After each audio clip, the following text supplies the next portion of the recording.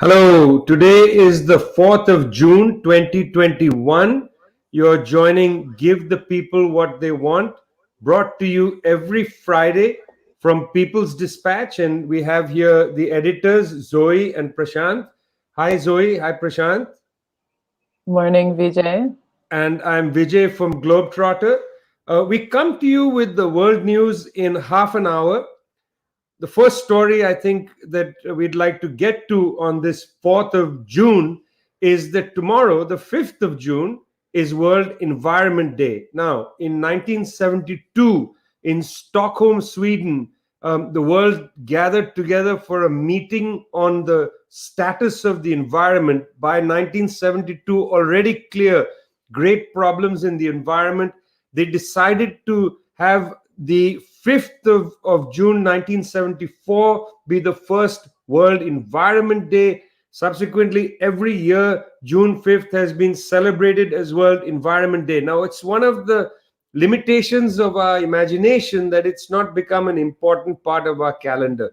I mean, for God's sake, when you read the reports coming out of the IPCC on climate change, when you read the reports coming out from the United Nations Environment Program, UNEP, and a range of other international bodies, including groups of scientists, you'd think that people would take World Environment Day more seriously than, religious days, or more seriously than well, I'm sorry to say, but Father's Day, Mother's Day, and so on. But of course, there is no real World Environment Day popular understanding in our imagination. It's something that the United Nations holds, small gatherings here and there. This year, World Environment Day will be celebrated epicenter Pakistan. The issue is, of course, the redevelopment of ecological landscapes to reverse land degradation and so on, deforestation and so on. I was struck in the last 2 weeks while I read a series of these reports from the United Nations, from groups of scientists. I was struck by the statistic that showed, a report from 2016, you should know, a statistic that suggested that by 2050, there will be more plastic in the ocean. By 2050, there will be more plastic in the ocean than fish.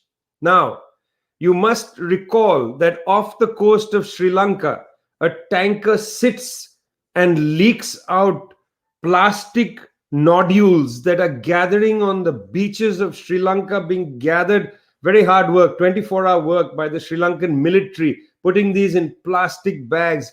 These nodules are used in the molds to create all kinds of plastic goods. This was being transported by a large tanker. The tanker has run aground. Great threat of massive environmental destruction when the oil finally leaks, which it's going to. They're having a hard time moving the tanker into deep sea. The tanker is run aground. It is leaking plastic nodules. By 2050, there will be more plastic in the world than fish. There is actually a location in the planet Earth called the Great Pacific Garbage Patch. Friends, this is actually a technical word. I didn't realize this. There's actually a place, it's almost a country, called the Great Pacific Garbage Patch. Its estimated mass is of 79,000 tons of ocean plastic. It's floating inside a territory whose area is 1.6 million square kilometers. Now, for purposes of comparison, the Great Pacific Plastic Patch, which is in the upper northern region of the Pacific Ocean, this Great Pacific Plastic Patch is the size of Iran. It's the size of Iran, 1.6 million square kilometers. We have new continents being shaped in the ocean made of plastic. Just to repeat this fact before we move on, just so that there's some clarity about this. By 2050, there will be more plastic in the ocean than fish. There's a ship leaking plastic nodules off the coast of Sri Lanka. We are in a serious crisis of the environment. June 5th every year celebrated as World Environment Day. it might be a good idea to go out there, go to the website of thetricontinental.org, read the red alert, which is on the problem of the environment. It's called Only One Earth. That phrase, Only One Earth, comes from the first World Environment Day in 1974. Please take a look at that. I think it's something that I'd really like you to have a look at. We're going to move on from plastic to teachers. Pedro Castillo in Peru has been walking around with his pencil, which is his main instrument of talking about how he's going to be the teacher of Peru, I suppose. What's going on in Peru's election, Zoe, with Pedro Castillo and so on? Well, it's another historic day in Latin America. This Sunday, June 6th, we're having another round of elections. This is, of course, the second round presidential elections in Peru, and then local and subnational elections in Mexico.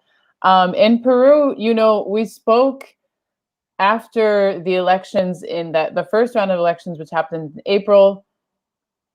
For many, it was a big shock to see Pedro Castillo of the Free Peru Party kind of pull in first place in a very, very divided electoral scenario. For others, this is almost the natural outcome of a country that has been, ravaged by pro-corporate, anti-people policies for the past couple of decades, where the urban-rural divide grows stronger every day, where, the central government puts enormous amount of resources and effort towards, maintaining kind of this urban elite in Lima, but completely, cast a blind eye to the majorities who are living, not the majorities, but the populations who are outside the city. And so in this context, we see the rise of Pedro Castillo. He's from the Peasant Patrol movement. He's a teacher. He's from Teachers Union. And he is really this voice of the excluded in Peru, those who are forgotten by the government, those who are not able to access basic services like healthcare, education, housing. I mean, even within the last year of the pandemic, we've seen how this crisis has impacted the Peruvian people. I mean, it has one of the highest mortality rates of COVID-19. Just in the past couple of months, there were 10,000 people who were forced to kind of camp in an abandoned lot outside the city of Lima. I mean, just thinking of that fact that families were forced to make makeshift houses and then they were evicted by the police, just kind of shows the precarity that people are suffering in this Peru for the elites, in this Peru for the people who can pay for a dignified life. So, coming up to this second round elections, we've really seen it's been an interesting scenario because, of course, while we've talked about Pedro Castillo, but who he's running off against is kind of the polar opposite, which is the daughter of former dictator Alberto Fujimori. Keiko Fujimori is the candidate from the Popular Force Party. I mean, in addition to being the daughter of a dictator, she's also under investigation for corruption. Her party has been, heavily scrutinized for taking place in corrupt acts, for, a slew of other crimes.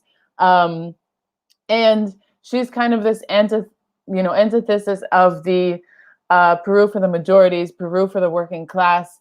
And really what's happened is a campaign of polarization, of saying that Peru, that Pedro Castillo represents a communist threat, and really just trying to drive this campaign of fear into the upper middle class, into the elites. And people are saying that they would prefer to have, some people, of course, not all people, are saying that they would prefer to have the daughter of a dictator, someone who caused, countless human rights violations, who's currently in prison, who's, charged with, supporting massacres and forced sterilization of women. They would rather have this than a communist government. Just so this constant fear mongering, but it's created polarization. But currently, right now, Pedro Castillo is polling ahead of Keiko Fujimori.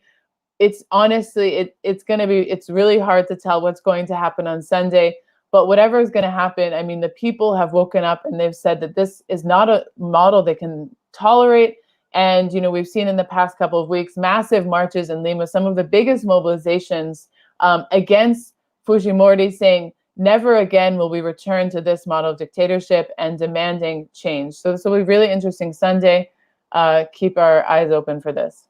So there's the election in Peru, which is the second round presidential election. There's also the election in Mexico of governors, of the whole parliament, and so on. It's in some senses being seen as a referendum on the government of Almo and his Morena party. Let's see what happens with that. We'll come back next week on Mexico, I'm sure. I want to turn us to the Mediterranean Sea and Nigeria, across the Atlantic Ocean. You know, we started our show with the Great Pacific Patch. Now we're back to traversing the Atlantic. At the People's Dispatch website, Pawan Kulkarni has a very detailed assessment of the Phoenix, military exercises conducted by the U.S. Africa Command. There's also, of course, so-called humanitarian exercises AFRICOM just did with Nigeria. Prashant, what's happening with Africa Command? What's happening with these major exercises, this Phoenix Express exercise? Right, Vijay. So, I think in this show, we talked quite a bit about how in order to uncover imperialism, you often need to look at where the arms sales are and where the military exercises are. And I think the Phoenix Express 2021 exercise, which concluded on May 28th, it's a very good example of that, as Pawan's story points out, because it was held across the Mediterranean. 13 countries participated, including all those countries in Northern Africa. Again, the ones we talked about often. There's Egypt, Libya, Tunisia, Algeria, Morocco, and Mauritania. And each of these countries, many of these countries having their own very complicated political dynamics, which you often looked into. A couple of things to flag in this, of course, the most important thing being that the stated reason for the exercise was to test the capability of participants to respond to irregular migration and illicit trafficking and movement of goods, which is the argument always used by the ruling class across the world when they really want to do these military exercises. They're supposedly doing a humanitarian initiative here. And what goes without saying, of course, here is that, or what goes unsaid, is basically the fact that the reason for this migration are the wars in Libya and Syria, and especially in Libya. And who was responsible for the war in Libya? It was clearly the United States, its Western allies, the support they provided to Islamist groups on the ground, which led to the catastrophe in Libya, which is still continuing. Now there are small signs that there may be peace, but the toll over the past decade or so has been intense. It has been horrific. Hundreds and thousands of people displaced, so many killed, many forced to migrate. Similar situation in Syria as well. And yet these powers continue to look at migration as though it is some problem that sprung out of the desert, so to speak. Random people just wanting to leave their country for no reason without this. So that issue completely going ignored in these exercises, no discussion about that. But what has really happened is that this is just a very clear attempt to combat once again, the kind of specter of Russian and Chinese influence that has been consistently raised by the Western powers and their allies. And of course, we know how this works. There are all these claims about, the most significant claim being, of course, that China is supposedly involved in some mass conspiracy in Africa to build innumerable bases. Whereas I believe there's maybe one. There are, of course, rumors floating all around social media, which experts have pointed out to, that, where are these so-called bases coming up? There's no information about that. Whereas AFRICOM has 29 bases already. And the number of participants, I think around 6,000 personnel, including Pentagon personnel deployed in Africa. And that's where's the United States and where's Africa? So under the pretext of combating these influences, similarly, the other pretext is combating Islamist groups. And we, again, as the report points out, there's actually been an increase in these kind of attacks attributed to Islamist terrorist organizations, a 500% spike almost. So especially over the past decade when AFRICOM has established itself.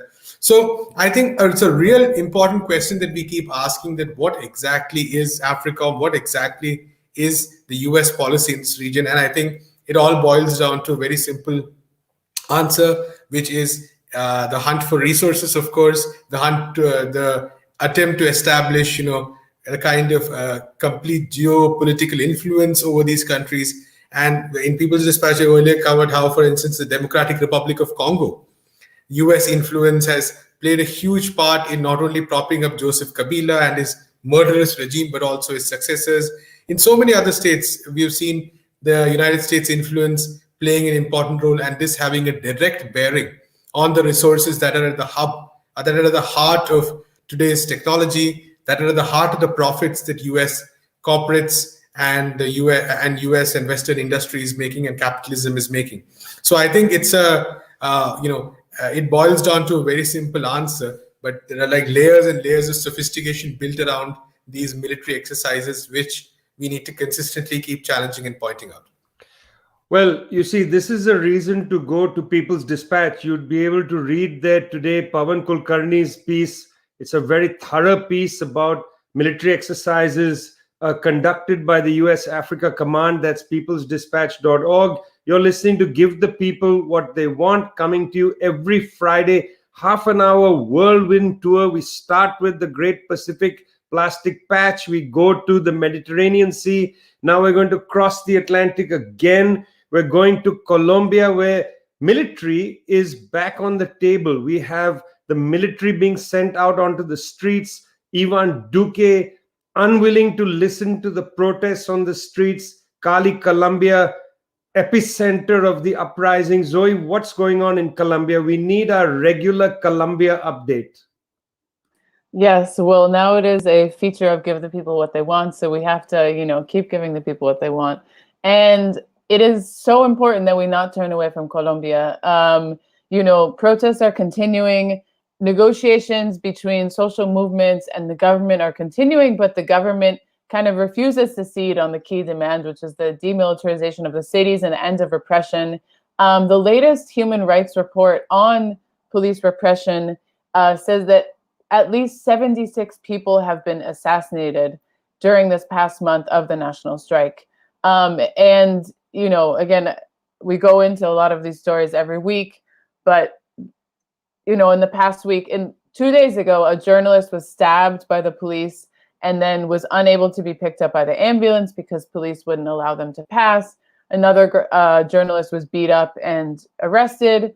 And then something I wanted to kind of point out today is that yesterday, the International Mission of Solidarity, which was a mission that was made up of a lot of different human rights and social movements from Argentina, members of these movements traveled to Colombia to kind of fill the gap that the Colombian state has made, which is that they haven't investigated the rampant human rights violations against the people. So this really brave delegation of people from Argentina, also people from the United States, came to Colombia to go to the different regions, investigate what's been happening, and try to shine a light on what the state is responsible for and what has really been happening on the ground. Because, as we've mentioned several times, it's really hard to get this information because the government is trying to cover it up, is trying to censor people who are doing this work.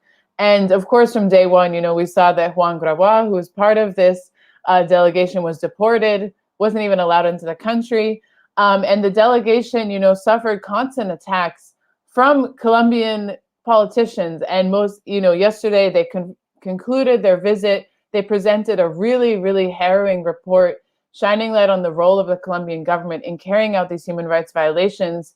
And what have they been met with? A campaign from the far right in Colombia to say that they're linked to illegal organizations, to say that they're implanting a plan of destabilization. And so every single narrative that the government and far right politicians can use to really undermine, the efforts of people who, out of humanity, out of their empathy and compassion, have just been trying to raise light to this.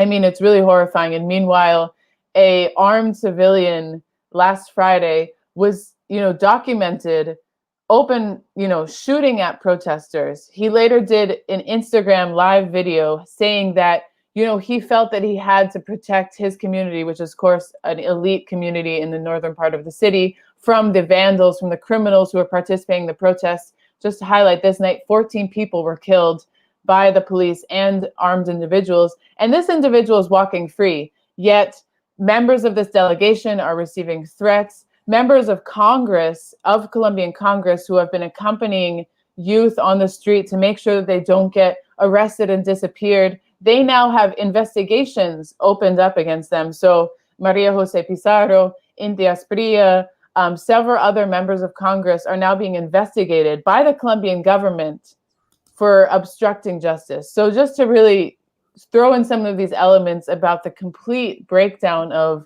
what is right, what is human rights, and what the state and government has the responsibility to do and is not doing. Well, we know that the government is not being spied upon by the United States. We know that the government most likely is spying upon the opposition in Colombia. This whole business of spying upon is back in the news, crossing the Atlantic again about, what was it now, 8 years ago, when Edward Snowden, a contractor with the National Security Agency in the United States, revealed that the US government had been spying on German Chancellor Angela Merkel's phone. This is 2013. Nothing happened when this was revealed, by the way. There was some, guffawing on the corner, but nothing really happened. Now, in a Danish publication has said that Denmark facilitated regular spying by the United States of European leaders. The story is broken. It's a very important story. Prashant, give us the update. Right, Vijay, it's an interesting, absurd, there are so many words to describe it. The craziest thing, of course, is that Snowden had told us about all of this in 2013. The Danish government knew about this. They set up an inquiry in 2014. The inquiry report came in 2015, and nothing really happened after that. So, and in 2020, of course, apparently some intelligence officers were suspended. Now, we'd like to sort of bring a different perspective to this, because what is being talked about is the fact that, the United States spied on the leaders of Germany and France and the Netherlands, maybe. But I think the question is much more larger than that, which is what is going to come out in an interview that we're publishing soon as well, that it reveals the extent of mass surveillance and how easy it is for the United States and its allies to target anybody, because the surveillance happened through a targeted application of technology on cables, on internet cables which enter Denmark. So you have a situation where everything your leaders, supposedly your most secure people in the country, were involved in the searches, the telephone conversations, their messages were being tapped. And I think that this is an issue which, so if suppose your leaders can be tapped, what really remains of the privacy of common citizens? And of course, common citizens are important, but also of activists, also of people who would like to, express dissent. We've seen a similar situation in India right now, where there's a controversy going on with the social media rules, where restrictions are being placed, which many feel is an overreach on the part of the state. And I think that this is a conversation that we can not stop having, because what Snowden did, what Julian Assange did, for instance, the work that many of them did, we brought a huge amount of spotlight on how normalized this kind of surveillance is in the world. And I suspect some of that has fallen off the radar over the past few years, because we at some level was almost so used to it. And of course, we're not only talking about the state, but also an entire ecosystem involving the big corporate giants, which has normalized this amount of data collection, this amount of data, processing and surveillance that comes with it. So these are two inseparable issues altogether. So I think that when we're looking at this issue of spying, of course, one thing is about the strategic implications. What happens with the US spies on its allies? Are there any other similar programs still continuing which we don't know about? This issue happened, of course, between 2012 and 14. But are there similar programs which are being run against leaders in other parts of the world, activists in other parts of the world? Of course, no information we'll never probably get to know. So that's one part of it. But I think also the infrastructure of mass surveillance is, I think, what we really need to sort of remember, both at national level, at an international level, and keep flagging and highlighting. Movements across the world have been putting that forward, and that remains one of the key agenda points for a progressive organization or a movement anywhere in the world. This show is called Give the People What They Want, comes to you every Friday, brings you the whole world's stories. Give the people what they want. In order for that, we, Zoe, Prashant and I, People's Dispatch Globetrotter, We go out there, try to assemble as many stories as possible. That also means that we have to read reports that we don't expect you to read. I spent a lot of time this last week reading some reports I want to talk about in these few minutes. Firstly, a stunning report. The Food and Agriculture Organization, their food inflation report is out. It's incredible. It shows you, for instance, that food prices just in May went up by 40%. Food prices now are the highest in 15 years. Lebanon, last year, Lebanon saw food price rise by 400%. Friends, this is catastrophic for poor countries that have to import food. If you're relatively food sufficient, if you're able to produce enough food, you can manage pricing. But if you have to import food, it's catastrophic. Poorer countries around the world are net importers of food, most of them. This is going to increase hunger rates as prices of food go up. There's a global conversation that's begun around inflation, and I'm going to come back to that, not just food inflation. This is a conversation being held by central bankers, largely European Central Bank, Japanese Central Bank, the Federal Reserve in the United States, and so on. Banks who, when they raise or lower interest rates, has an impact on the economies of people all around the world. It's that old story of the butterfly. Butterfly flaps its wings over here, it creates a storm over there. Somebody sitting in a relatively unventilated room in St. Louis, Missouri, at the Federal Reserve decides to shift interest rates. It has a catastrophic impact on a farmer sitting somewhere in southern Zambia. Their lives are linked because of the central bank operations, mainly of countries, as I said, in Europe, Japan, the United States, and so on. A big debate now on inflation because there's a fear as a consequence of pent-up demand, this long period of lockdown in the north, people not spending so much, they have some savings, even though there's an unemployment problem, and I'll come back to that in a minute. There's pent-up demand. There was supply chain bottlenecks. We have a ship stuck presently off the coast of Sri Lanka. There's supply chain bottlenecks. An enormous number of shipping is waiting because Indian workers on ships are the majority of workers on ships. And when this wave of COVID struck India, shipping lines not willing to pick up Indian sailors for fear they would bring COVID on. All of this has had an upward pressure in prices around the world. What do central banks do? Central banks have, in most capitalist countries, have a dual agenda to manage price inflation in order to keep inflation steady, keep it as low as possible. But they also have, in most countries, a fundamental responsibility to increase to full employment. They have a responsibility for that. It's not just in a socialist country. Even in the United States, the Federal Reserve has a dual agenda. On the one side, to stabilize prices, and that is to say, to stabilize the price of money. The other side, to promote full employment. Well, so far, the central banks have done almost nothing to create full employment. The International Labour Organization report is really chilling reading. It's chilling reading. It shows South Africa, for instance, struggling with 42% overall unemployment. 42%, that's twice the rate it was in Weimar Germany, which led to the rise of Hitler. 42%, but that's not the real issue, friends. The real issue is in that International Labour Organization report, it shows that youth unemployment was almost 75%. 3 out of 4 young people without a job. If you go to Newframe, newframe.com, I recommend you go there right now and read the editorial. The editorial at Newframe is called A Place Weeping. It is a beautifully written discussion of what it means to live in a country whose society is collapsing, whose state is non-existent when it comes to people's needs.